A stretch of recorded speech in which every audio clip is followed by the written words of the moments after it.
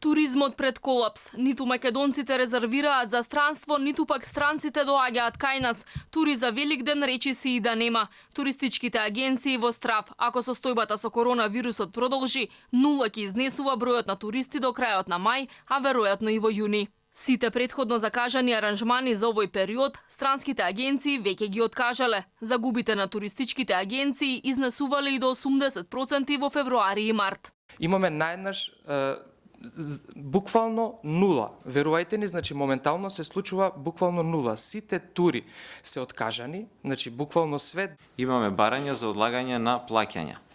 Значи од тие туроператори и исто така имаме барања за намалување на капацитетите, на договорените веќе претходно. Владата мора да го спречи банкротот на фирмите од туристичкиот сектор, реагираат засегнатите. Од коморите за туризам излегоа со бројни барања до владата, привремено да се ослободат хотелите, агенциите и превозниците од придонеси и даноци на личен доход за вработените во период од 6 месеци, итно формирање на фонд за ублажување на штетите, пренамена на пари, помош при конфликти поради прекина договори, се само дел од нив.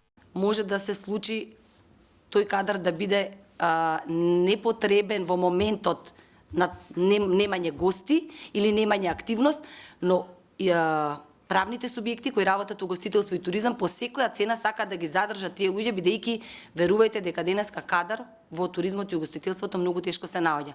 За да не се случи да се изгуби тој кадар што се има, потребата е да се подржи со државна поддршка во делот на придонесите и даноците во следните 6 месеци. Тоа е најголемата борба моментално е да успееме да ги задржиме луѓето на работа. Од коморите уверуваат дека туристичките агенции, нивни членки, организирано не пуштиле ниту еден патник во Италија за 8 март. Сепак тури имало за локации во Франција и Германија, каде исто така има голем број на заболени.